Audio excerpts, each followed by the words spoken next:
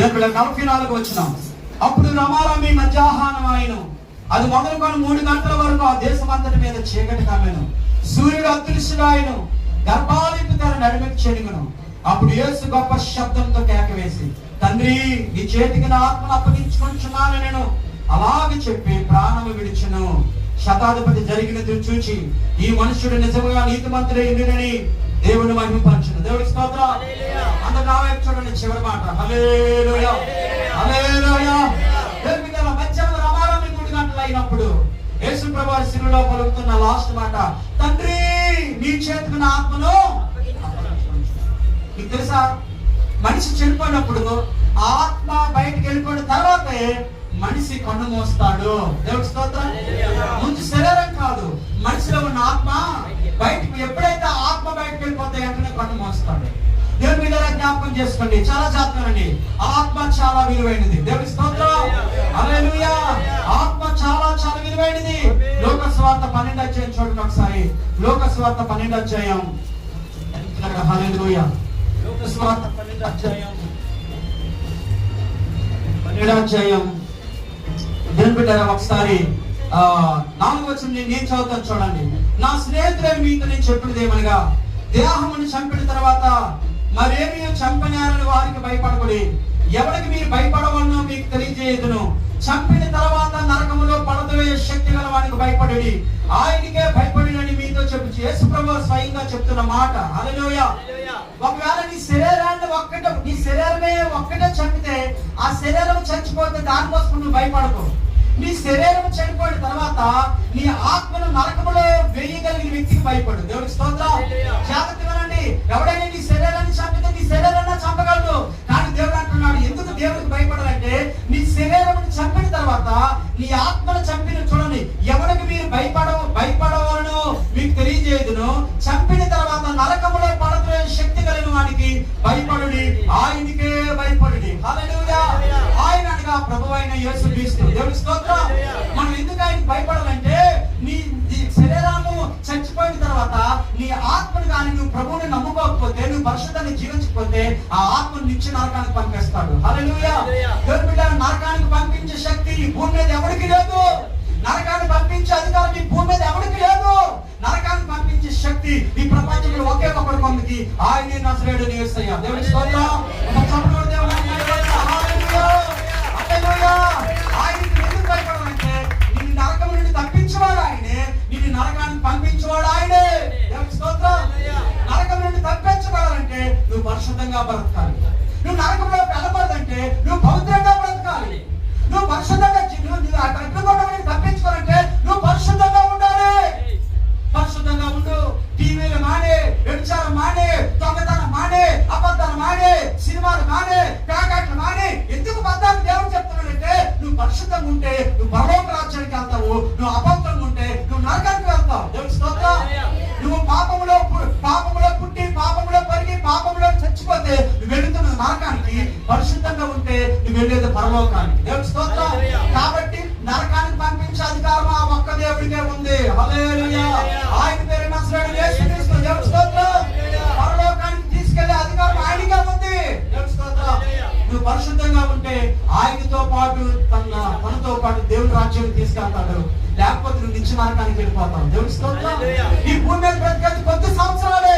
కానీ దేవుని బిడ్డలు ఒక రోజు నువ్వు కన్ను మూసిన తర్వాత నువ్వు పరిశుద్ధంగా లేకుండా నీకు నచ్చినట్టు బ్రతికి చచ్చిపోతే నువ్వు వెళ్ళేది నిత్య నరకానికి. దేవుని స్తోత్రం. ఆ నరకం నుండి తప్పించడానికి నజరేయుడైన యేసు ప్రభువు ఈ లోకానికి వచ్చాడు. దేవుని స్తోత్రం. నువ్వెందుకు ప్రభువుని నమ్ముకోవాలంటే దేవుని రాజ్యానికి వెళ్ళటానికి. నువ్వెందుకు యేసయ్యని తెలుసుకోవాలంటే నరకం నుండి తప్పించడానికి. నువ్వెందుకు యేసు రక్తంలో కడగబడాలంటే దేవుని బిడ్డల పరలోక రాజ్యానికి వెళ్ళటానికి. అందుకంటున్నాడు, నరకములో పంపించిన వారికి భయపడండి. దేవుని స్తోత్రం. నరకము నుండి పంపించేవాడికి భయపడండి. అయ్యా మాకు నరకం వద్దయ్యా అంటే ఆయన పరిశుద్ధతను కోరుకోండి, ఆయన పవిత్రతను కోరుకోండి, ఆయన భక్తిని కోరుకోండి. అయ్యా నీ పరిశుద్ధత ఎవరిని కోరుకోండి. నరకం నుండి తప్పించే అధికారం ఆయనకే ఉంది. దేవుని స్తోత్రం. సిలువలో 2 దొంగలు ఉన్నారు. ఒక దొంగకి అవకాశం రాలేదు, మరొక దొంగకి అవకాశం వచ్చింది. నేడు నీవు కూడా నాతో కూడా పరదేశంలో ఉందువు. నరకం నుండి తప్పించే అధికారం ఆయనకు ఉంది. నేను ఇస్తున్నాను. పరలోకాన్ని తీసుకెళ్లే అధికారం ఆయనకు ఉంది. ఈ చివరి దినాల్లో దేవుని బిడ్డ, ఈ కడవరి దినాల్లో దేవుడి కొరకు నిలబడు. పరిశుద్ధంగా బ్రతుకు. పాపాన్ని విడిచిపెట్టు, లోకాన్ని విడిచిపెట్టు.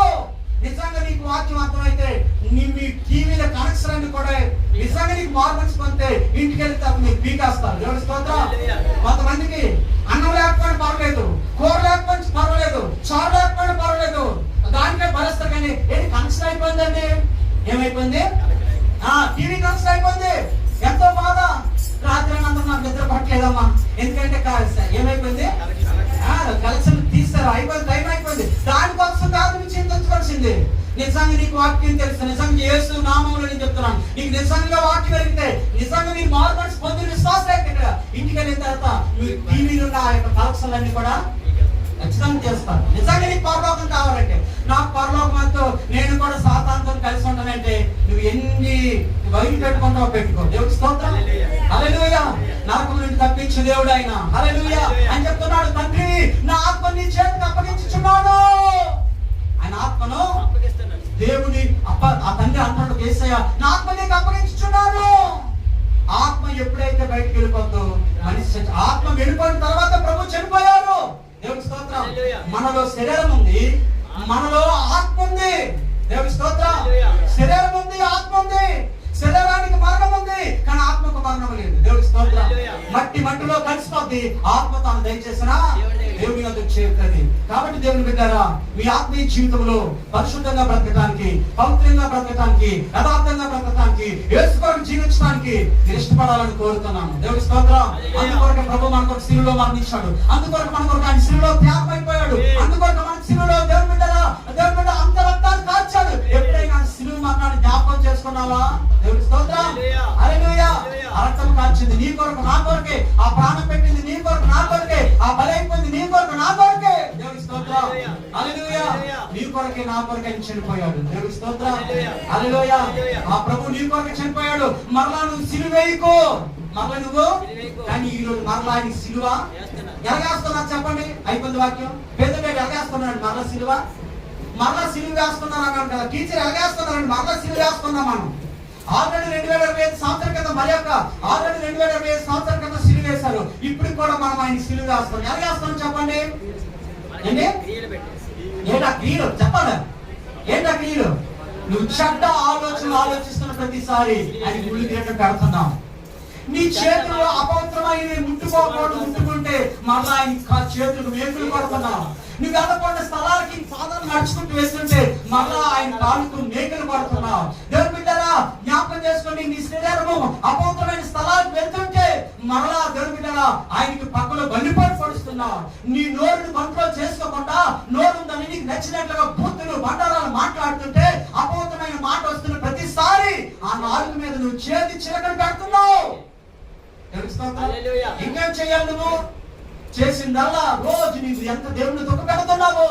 నీ ప్రవర్తన చూసి, నీ మాటను చూసి, నీ క్యారెక్టర్ చూసి, నీ గుణాలు చూసి, నీ నాటకం చూసి ఆ దేవుడు ప్రతిరోజు నిన్ను చూసి ఈ రోజు దేవుడికి సంతోషం లేదు. నువ్వు సంతోషంగా ఉన్నావు, ఇల్లు కట్టుకున్నావు సంతోషంగా ఉన్నావు, చీర కట్టుకున్నావు సంతోషంగా ఉన్నావు, బంగారం కొనుక్కున్నావు సంతోషంగా ఉన్నావు, ఉద్యోగం ఉందని సంతోషంగా ఉన్నావు, లేకపోతే పెళ్ళైందని సంతోషంగా ఉన్నావు, పిల్లలు పుట్టాలని నువ్వు సంతోషంగా ఉన్నావు. కానీ నిన్ను సృష్టించిన ఆ దేవుడు మాత్రం నిన్ను చూసి సంతోషంగా లేడు.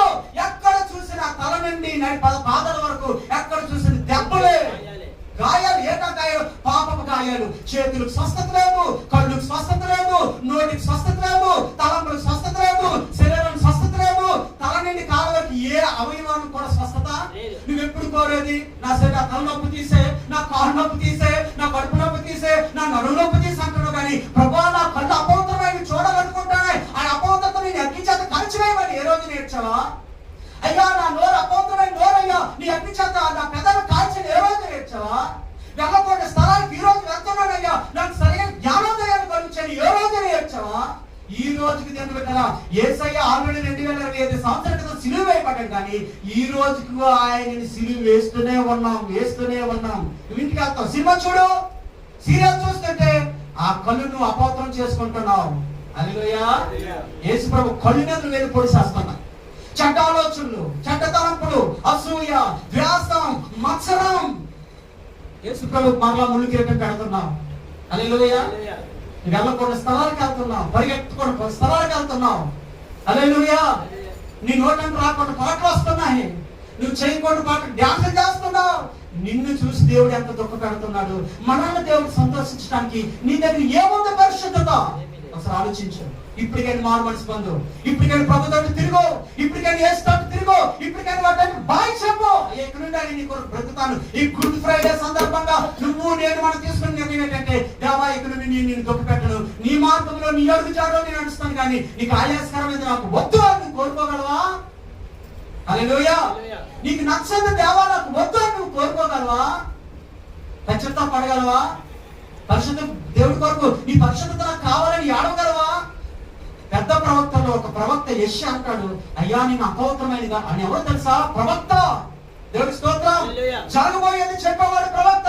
యేసు పుడతాడని ఆయనే చెప్పాడు, చనిపోతాడని ఆయనే చెప్పాడు, తిరిగి లేస్తాడని ఆయనే చెప్పాడు. 700 సంవత్సరాల క్రితము యేసు ప్రభు గురించి ప్రవచించిన ప్రవక్త దేవుడి దగ్గరికి ఏడుస్తున్నాడు, చెల్లి నేను అపవిత్రమైన కథలు కలవాడిని. నీ నోటంటే బూతులు మానేసావా? నిజంగా చెప్తున్నాను, కందిరేగులు చెట్ల మీద ఎక్కడో ఉంటాయి. దానికి ఒక రాయిస్తాను చూద్దాం, దాని స్వభావాన్ని దాని ప్రభావాన్ని చూపిస్తాయి. విశ్వాసులు నిజంగా చర్చిలోకి వచ్చినప్పుడు మౌనంగా ఉండొచ్చు. ఎవరైనా ఏమంటే నీలో నుండి నిజమైన కందిరేగులు బయటకు వస్తున్నాయి. దేవుడి స్తోత్రం.